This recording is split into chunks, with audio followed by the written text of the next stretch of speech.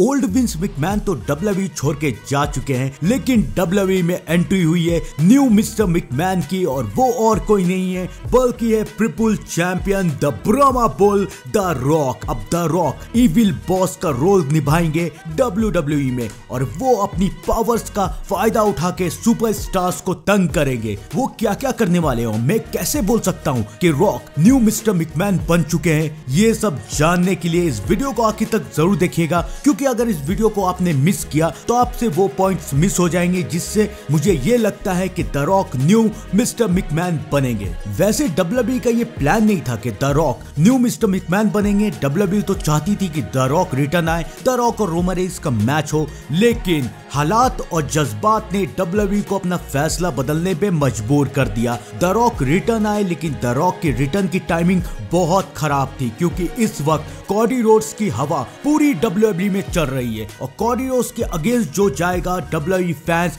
उसे तंग कर देंगे। द रॉक रिटर्न आया और द रॉक ने कॉडी रोड्स का स्पॉट ले लिया, और इस बात से फैंस द रॉक से चिढ़ने लगे। उन्हें हर जगह ट्रोल करना शुरू कर दिया, उनके इंस्टाग्राम पे, यहाँ तक कि उन्हें काफी धमकी भी मिली, उन्हें भी और उनकी बेटी को भी। और उसके बाद WWE ने अपने स्टोरी लाइन को चेंज किया और द रॉक हील सुपरस्टार बन गए। सबसे पहले तो द रॉक ने कॉडी रोड्स के फैंस का मजाक उड़ाया, उन्हें #कॉडी क्राई बेबीज का नाम देके। जो रॉक WWE फैंस को सपोर्ट करते थे, उनकी बात मानते थे, वो फैंस को #क्राई बेबीज कह रहे हैं। सोचिए, फैंस को ये कंफर्म हो गया कि रॉक अब हील टर्न करने वाले हैं। और रही सही कसर रॉक ने रेसलमेनिया 40 के प्रेस कॉन्फ्रेंस में पूरी कर दी, जब उन्होंने फैंस को ये बोला कि तुम लोग क्या सोचते हो, इससे कोई फर्क नहीं पड़ता, क्योंकि रेसलमेनिया 40 का तो मेन इवेंट होगा रॉक वर्सेस रोमन रेंस। तुम लोग क्या सोचते हो, क्या कहते हो, कोई फर्क नहीं पड़ता। फैंस अब समझ गए थे कि रॉक हील टर्न हो चुके हैं, और इस बात पे stamp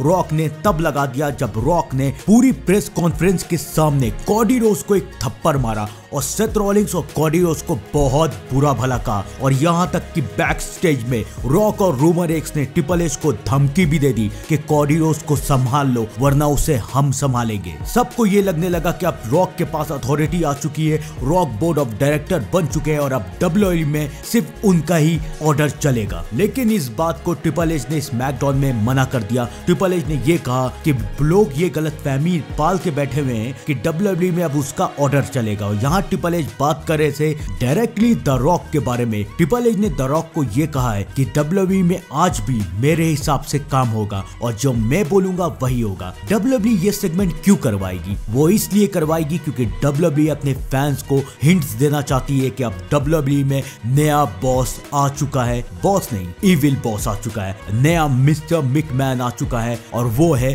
the people's champ the Brahma Bull the Rock. अब द रॉक अपनी न्यू ब्लड लाइन के साथ, जिसमें रोमन रेंस भी रहेंगे, जिमी ऊसोस भी रहेंगे, और सोलो सिकावा भी रहेंगे, अपनी न्यू ब्लड लाइन के साथ WWE में राज करने के लिए पूरी तरीके से तैयार है। और वो अब फेस सुपरस्टार खासकर की कॉडी रोड्स, सेथ रॉलिंस, इन सबको तंग कर देंगे, जैसे मिस्टर मैकमैन करते थे। और द रॉक अपनी पावर्स का सबसे ज्यादा फायदा उठाएंगे तब जब वो अपने आप को रेसलमेनिया में इन्वॉल्व करेंगे। ट्रिपल एच ने तो ये अनाउंस कर दिया है कि रेसलमेनिया 40 में कॉडी रोड्स और रोमन रेंस का मैच हो रहा है, लेकिन द रॉक अपनी इविल पावर का फायदा उठा के अपने आप को रेसलमेनिया 40 में इन्वॉल्व करेंगे, और शायद ये मैच हो सकता है the rock versus Cardi roads versus Roman Reigns के बीच में। जैसे मिस्टर मैकमैन अपनी पावर से सुपरस्टार को तंग करते थे, वैसे ही अब evil boss new mister McMahon the Rock अपनी पावर से सुपरस्टार को परेशान करेंगे। तो दोस्तों, आप लोग भी कमेंट में जरूर बताइए न्यू बॉस आप लोगों को कैसे लगेंगे। कमेंट करके इन सवालों का जवाब जरूर दीजिएगा। मैं मिलता हूं आपसे थोड़ी देर में एक नए अपडेट के साथ। तब तक के लिए thank you, goodbye, tata and see you.